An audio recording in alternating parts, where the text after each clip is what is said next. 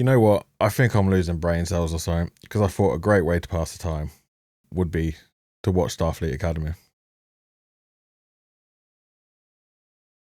Yeah.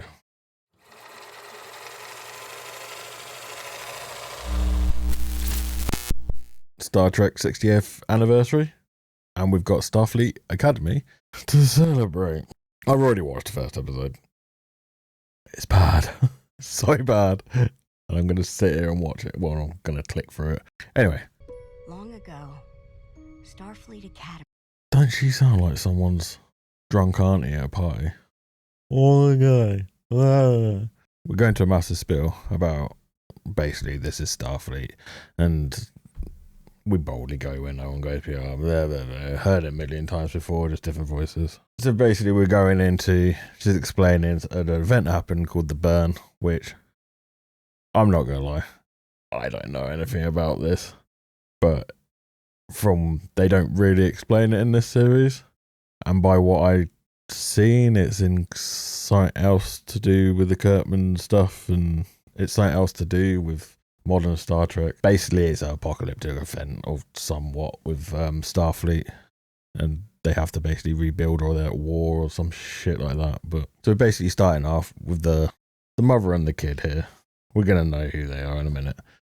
Basically, looking out at the little sunset, having a little chat, having a little motherly father, having a little motherly son chat. Who's that man? He was very good at helping me find food. So good at helping her find food. She was getting some of that D. You know she was. Wasn't just about the food. Mama, if you stole it, it's okay. Well, no, it's not. It's a fucking crime, you moron. We're not even like 5 minutes in. We're 3 minutes in, and we're already coming out with the most retarded statements ever. It's okay if you steal. No, it's not. But I suppose this is the whole leftist liberal side now, isn't it? They think it's okay to do this kind of shit. Then we're skipping forward to basically they're in the court. She's with the guy that basically what happened is they went to go steal. He killed the pilot or caused the death of the pilot. She was there, so she's an accomplice. And we've got everyone's favourite drunk auntie here sentencing them. The guy basically gets her grab a book and throw it at his face. Not literally, I mean like she's literally throwing the book at him. So, imprisonment and blah, blah, blah, all that. After sentencing the guy, though, she turns to the mother. She kind of gets left off easy. It's sent to basically a camp. It is basically a prison. It's basically a woman's prison. Where she's going to still be able to have visitors and they'll teach her how to be a better person. She turns around and is basically like, well, what's going to happen to my kid then? Well, you committed a crime, love. Kid's going in care. So basically this is Starfleet, so the kid's going to be enrolled into Starfleet and become basically someone. A ward of Starfleet. I see nothing wrong with that. She committed a crime. She got prison. What do you think is going to happen to the kid if there's no family or anything? Where's the boy's dad? But he was in fucking prison. Oh. You can tell it's really getting to Miss Auntie over about separating the mother and the child. The mother shouldn't have committed a crime. She was an accomplice in theft that caused a pilot to die. So she should be charged with attempted murder. Well, not even attempted murder. Should be charged second-degree murder, if anything. Or third-degree. I don't know. I'm not a lawyer. Some kind of murder charge. Someone died. Even if not by her hand, she was part of it.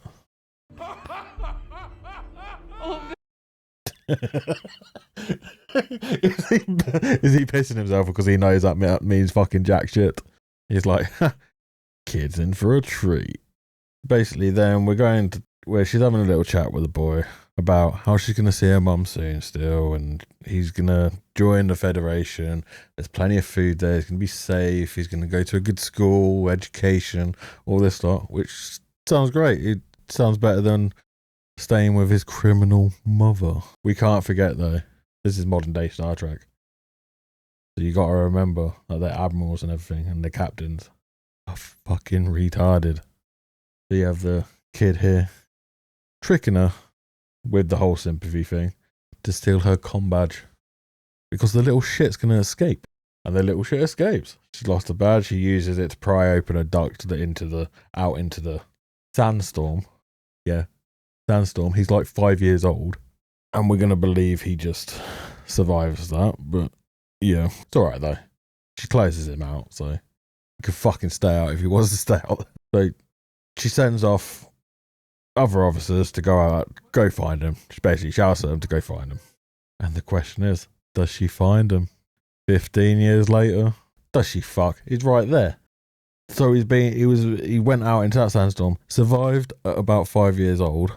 He's got to have been 5 or under at that point. Because if this was 15 and say he was 5 and it'd be 20 here and he's going to, spoilers, if anyone fucking cares, he ends up going to the Starfleet Academy. But he's been caught because he's got himself a little rap sheet. He's been stealing, like mother like son, and other crimes. But here you have him getting scanned by something that looks like it's from Destiny. Okay. But when we first see him, you can see he's secured in his seat. The 2 brain dead guards sat opposite him think, you know what? Let's go be childish little fucks and go bully him. They get him unsecure. And he fights back. And because he's had to survive by himself, he's obviously learned out the whole fight and flight shit. He fights against them, fucking knocks them out. He even has a little fight with the pilot, which causes the little shuttle to get a bit unstable. Before that, he manages just to press a little button, talk to the shuttle's computer to try and find his mother, because that's his whole plan. He's doing this so he can try and get into the... Well, I hope that's what they're trying to say. Otherwise, it's just stupid, and while he's there, it's just like, I might as well just see if they can find my mum or not, see if she's on the records. But basically, he's looking through the records to see if he can find his mum, where she is, or that, like what camp she's at. This is a prisoner shuttle, obviously, that's transporting prisoners.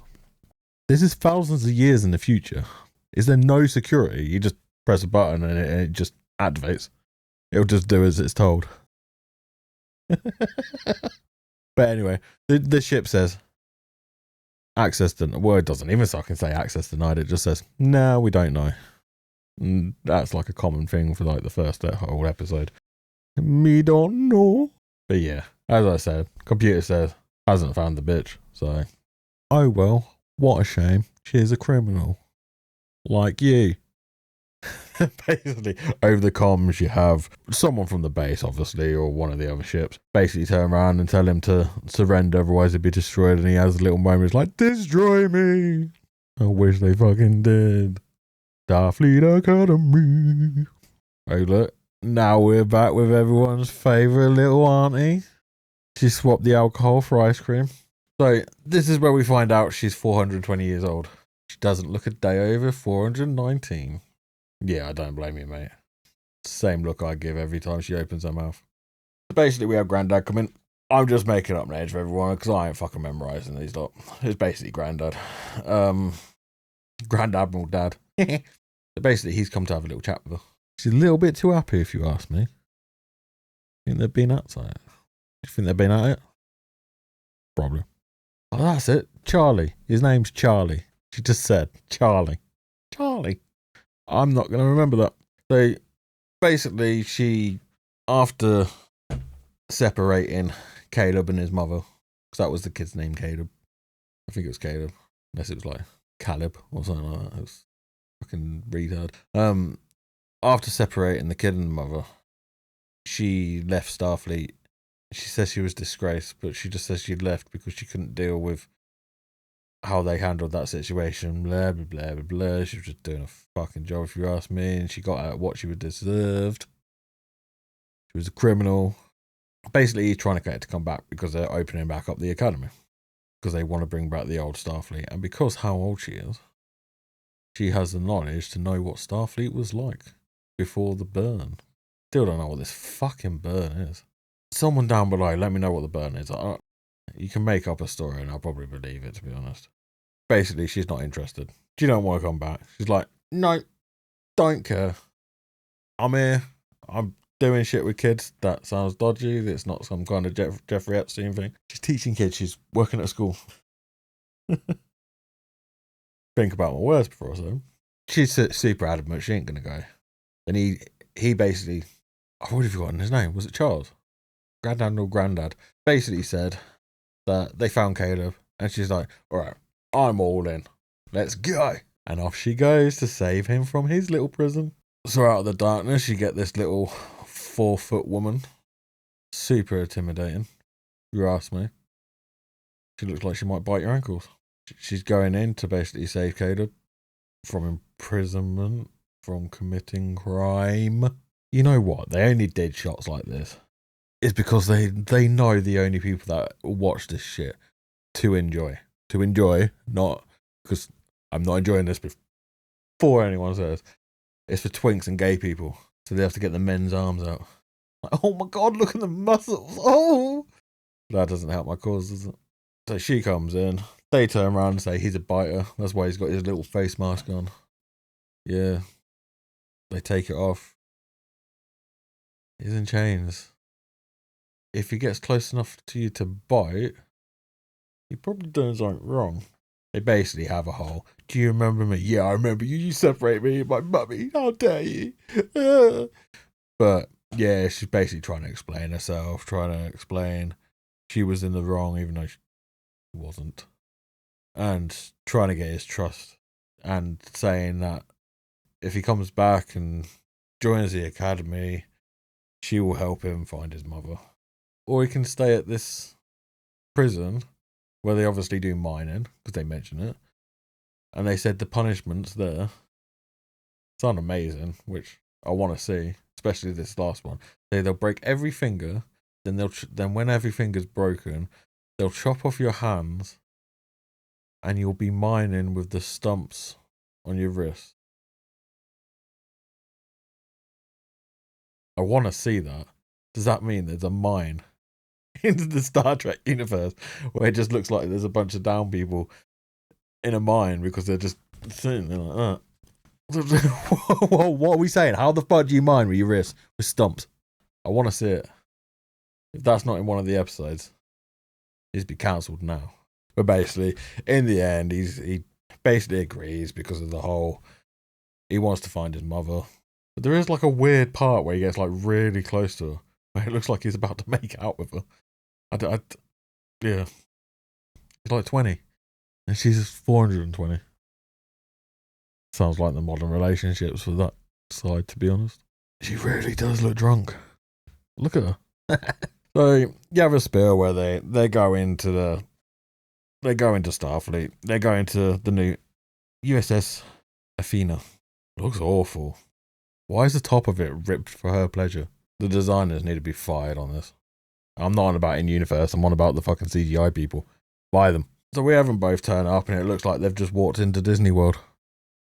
It looks like it's a Disney World hotel or a mall or something like that in America. This does not look like a ship. It looks like a mess. Could have at least dressed him before he went onto that nice shiny ship. He looks like a right scruffy bastard. He looks like a right scruffy cunt. This is where we meet a new character. One of the instructors at the Starfleet Academy.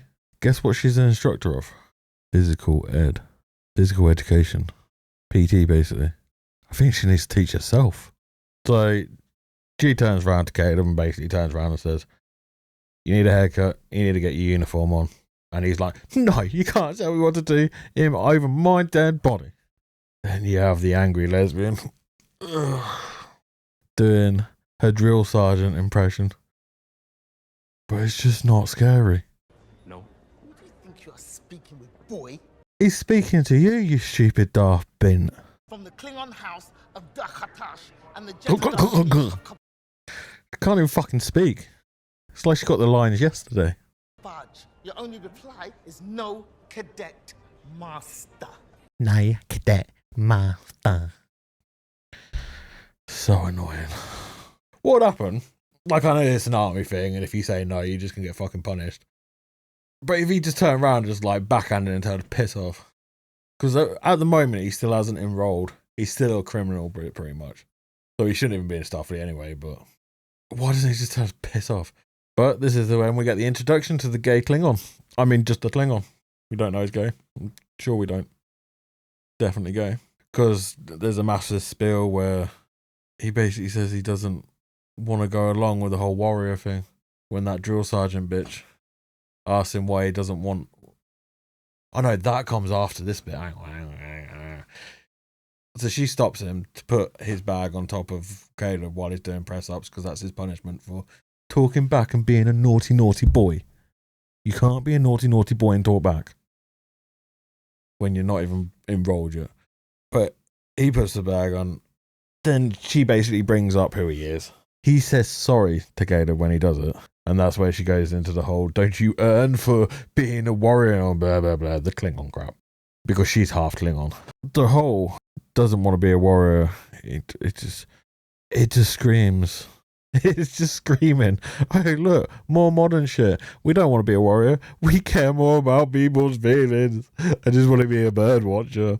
I don't want to kill people. I was brought up to share my feelings and love people and be gay and like dick. But yeah, after all that, they tell them both to piss off and go and get enrolled and go get their uniforms, all that lot. So they come up to the stairs. Mr. Gay Klingon, Jay Dan. See what they did there? The Klingon Jaden. Not Jaden. It's not clever. You just called a Klingon Jaden. What, we're going to get? A fucking Romulan called Trevor?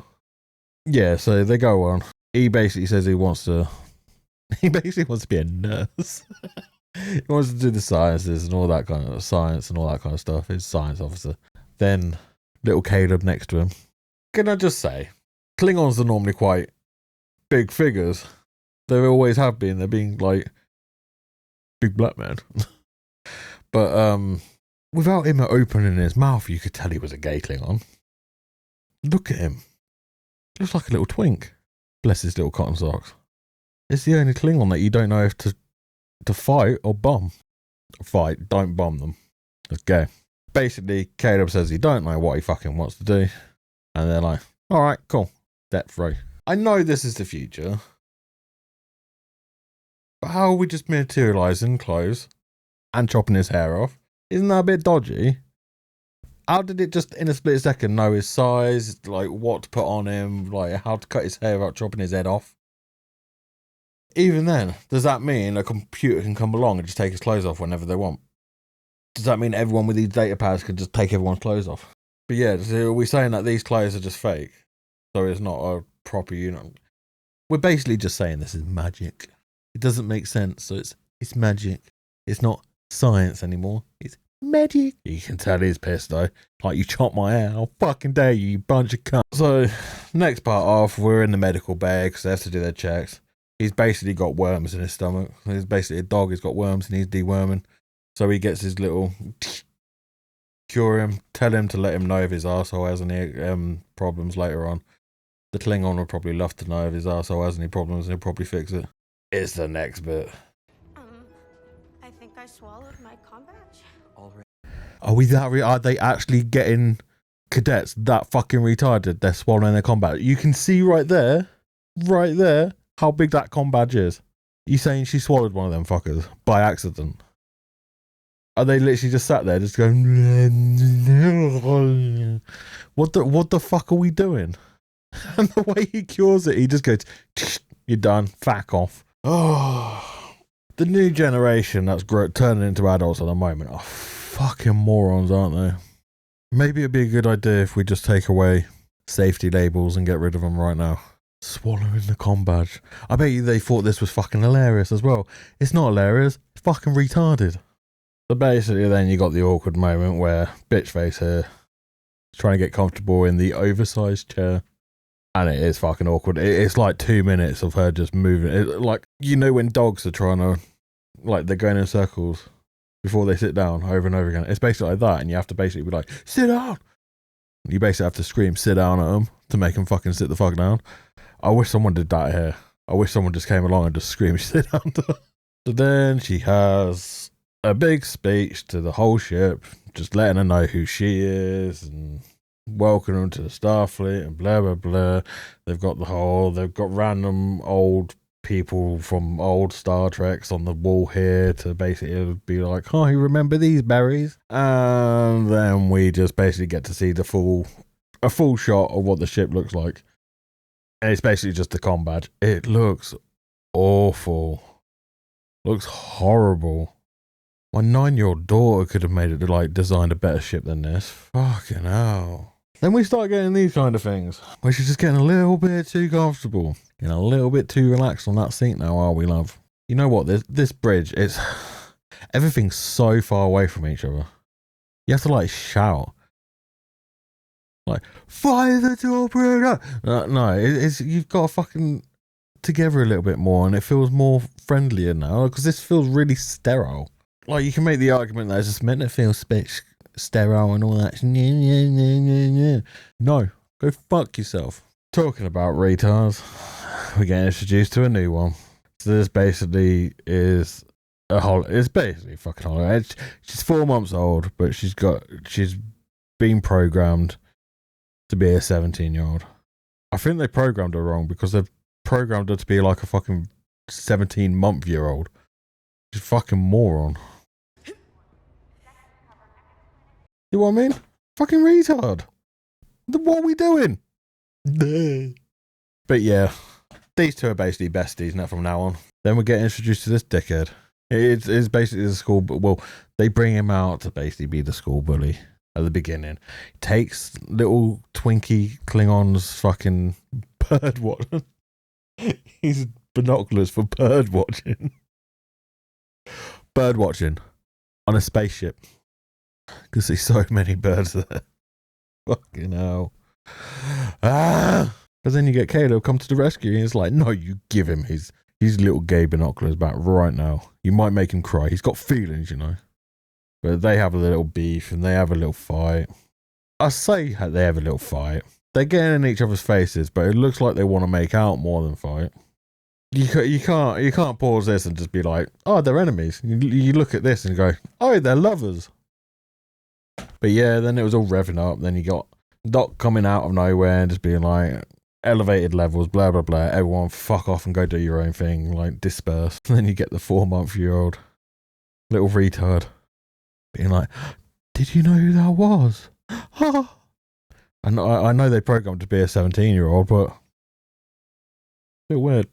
But then you basically have Jaden and Caleb having their little moment, and it's just like where they're sparking a friendship, and we all know it's not going to be a friendship, it's going to be a late night bombing.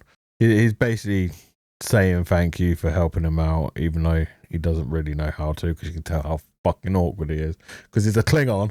Then after a little convo, you have Caleb being like, bum you later. Basically, then you get a really awkward 5-minute dialogue scene with Doc, and she introduces herself as Sam.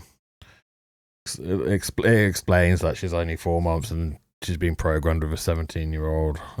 She's been programmed as a 17-year-old and blah, blah, blah, blah.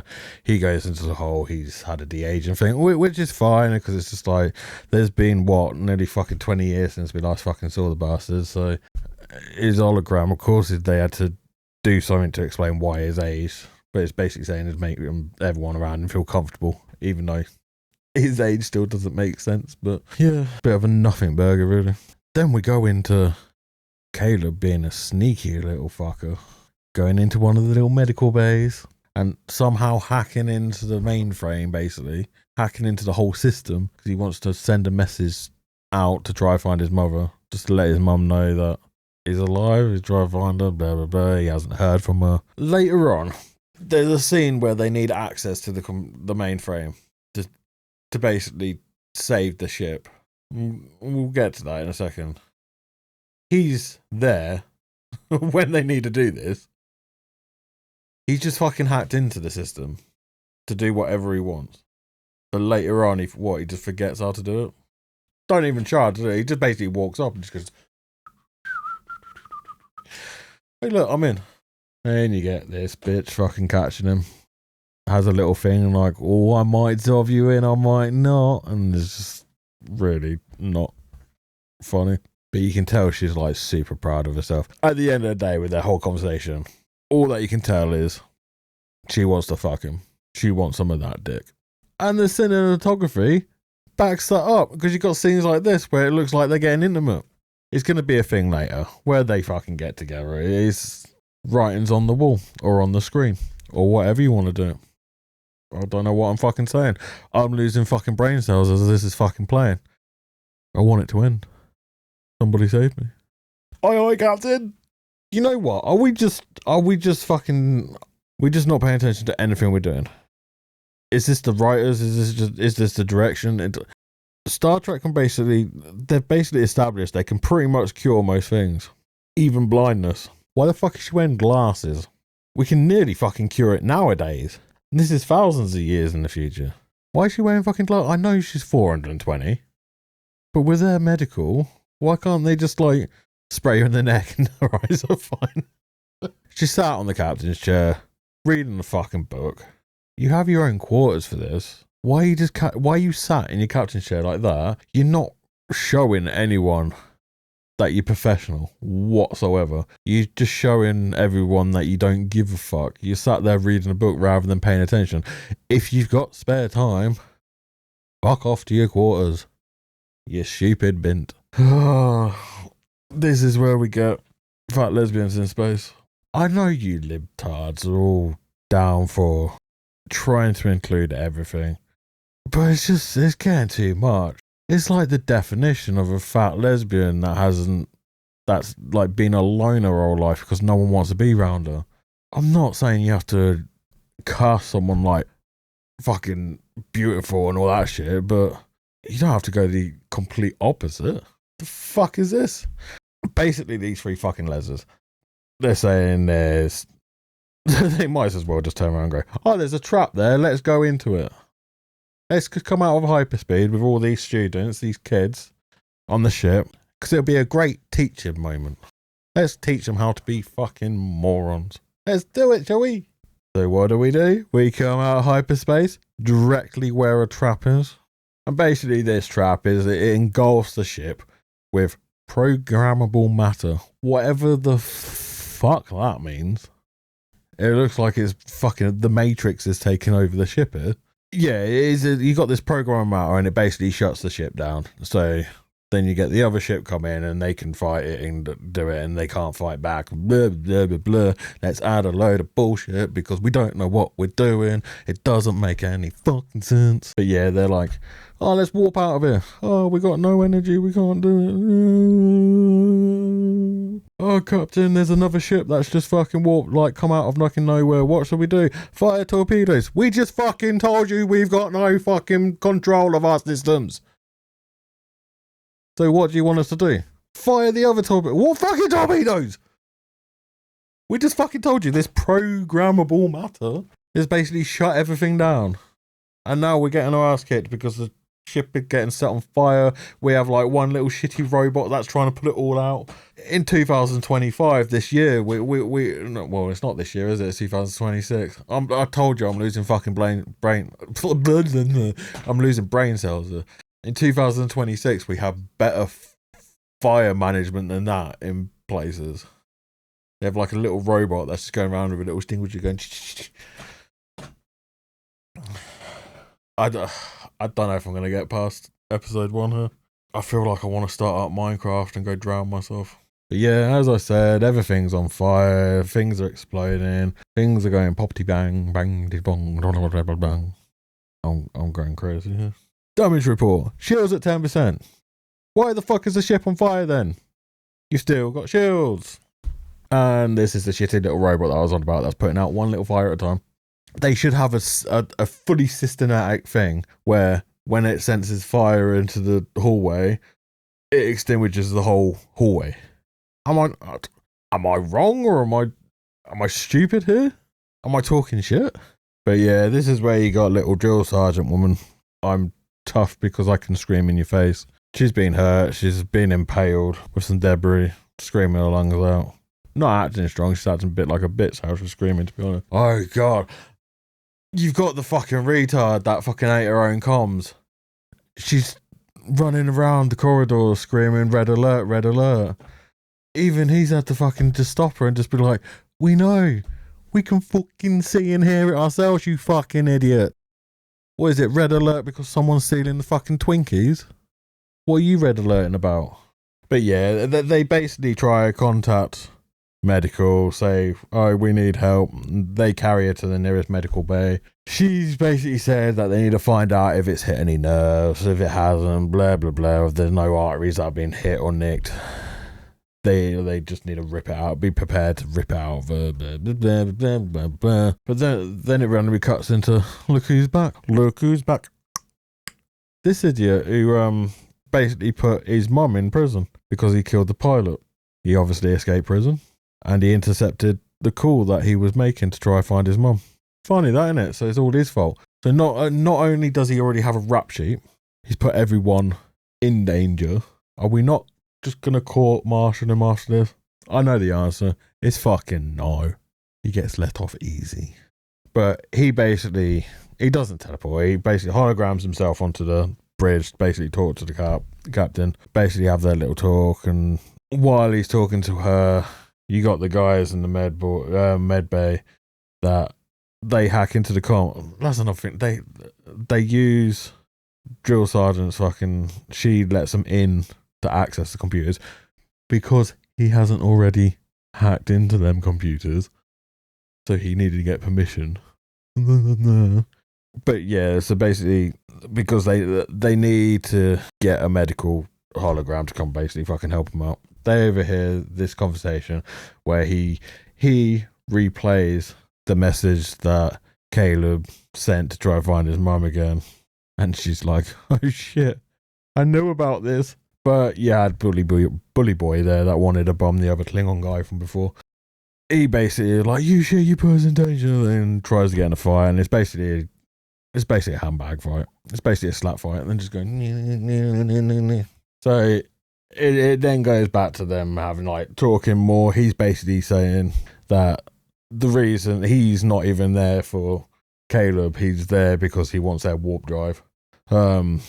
This is a really awkward scene that I've paused on. Really weird frame. How everyone in the background just sat there watching as well. She looks like she's ready for it though. She looks like she wants it. And this is where you had her trying to, like she said, anyone have any ideas? And he comes over the comms. This 20, if he is 20, he's 20 or below, just whatever fucking age he is. But you have him coming over the comms, just like, I know this programmable matter. If I can get access to it, I can shut it down, blah, blah, blah. And everyone's just like, don't listen to him. He's a fucking idiot. We don't even know who he is. And she's like, oh, I trust him, blah, blah, blah, let's do it. Then you find out that they can't use, the students can't use the spacesuit. They can't use the spacesuits without an instructor with them, basically. Then you get Bumboy Buddy basically turn around and say, oh, but I can survive in space without a suit for 8 minutes. Can you now? I hope you don't last 30 seconds, mate. Oh, and just before he goes into space, we get to find out what he really looks like, because he doesn't look like an actual human that looks like he gets bummed at the weekends. He looks worse. He looks like an alien that looks like he gets bummed at the weekends. So yeah, he fucks off into the airlock, goes into space. This is bright. I'm moving on to another frame. That's a better frame. So yeah, so basically he's gone out there because he needs to basically hack into the programmable matter. So they have to go outside the ship to get into the programmable matter, to give access to Caleb, to hack into it, to shut it down, and then they can fire on the other ship and blah, blah, blah. While he's doing it, while the kids are saving the ship, they're basically trying to slow him down because he's already on the ship stealing their warp drive. She makes out that he set off an alarm and it's going to explode and all that lot. So he then tells everyone to fuck off back to their own ship. But oh no, his body temperature's rapidly falling in space without a suit. Who could imagine?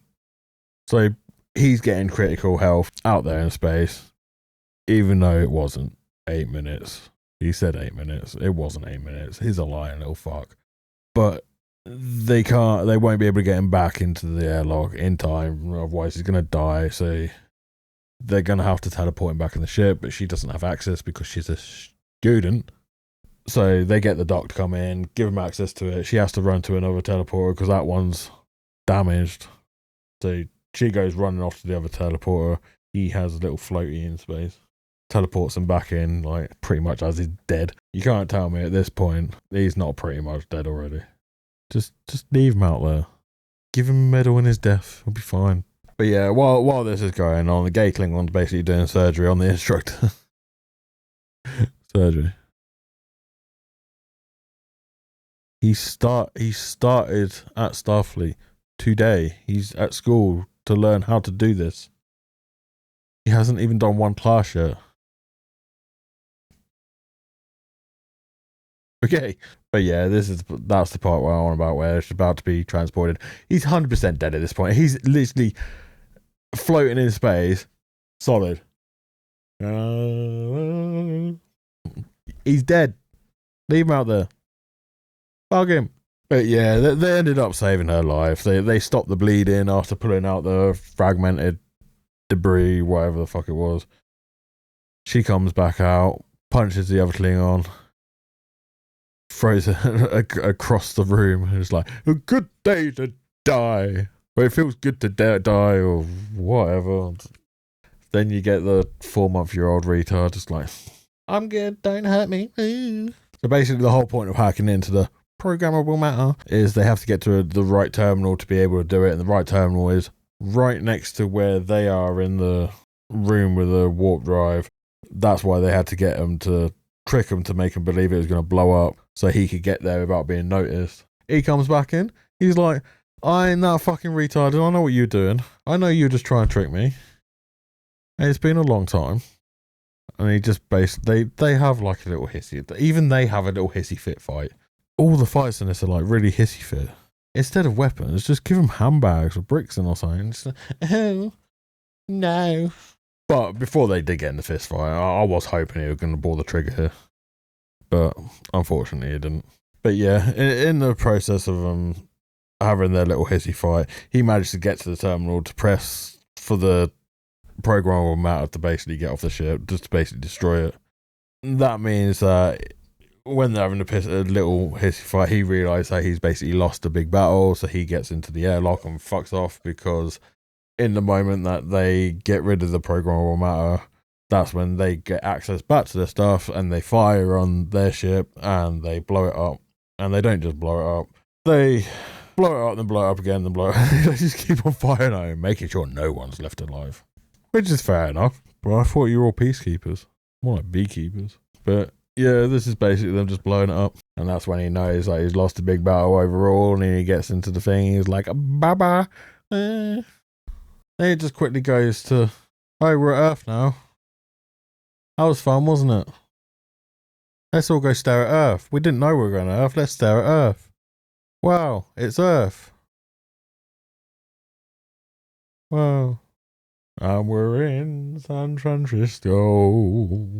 This part it drags on for like, it feels like forever, where they're coming out of the atmosphere, they go past the bridge, and they're landing on where they're going to stay, and then they're looking out, and you just got the students just like, the whole time, it's, as I said, you got the students like, So yeah, they're landed, they're on Earth.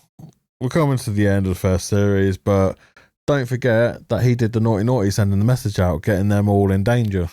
So he has to go then have a little talk with Auntie Drunk. Should probably learn their names.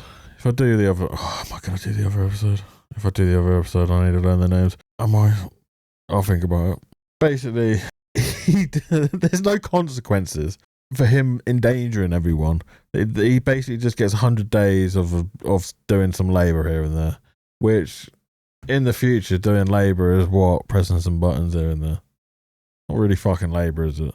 He's already got a rap sheet. It should have been like a one fucking strike rule for him, to be honest. But they're a massive talk where it's just like, I promise to help you find your mum. You need to listen. You need to like actually listen to me and all this shit. Then we get to basically the end of the episode where they're basically trying to symbolise where this is them agreeing to come together and they'll help each other out. You can tell that's what they're trying to do with this, and it's yeah. So basically, this is episode 1. I feel like I lost way too many brain cells. I don't know if it's obvious. I'm not a massive Star Trek fan, so I don't know a lot about the lore and stuff like that. Like, it's the whole burn thing. Like, from what I know, it's something to do with the new Kurtzman crap. I've watched plenty of Star Trek. Like, growing up, if it was on, I'd watch it. I've watched a lot of the movies, but it was always with the TV series. It was if it was on, I'd watch it, but I'd never go out my way to watch it. I haven't watched any of the series all the way through. I don't think you fucking need to for things like this. It's brain-numbingly dumb. It's the most retarded writing I've ever watched. It's not something I could say that I could put like a review on it or anything like that, because it's just like, it's shit. Over.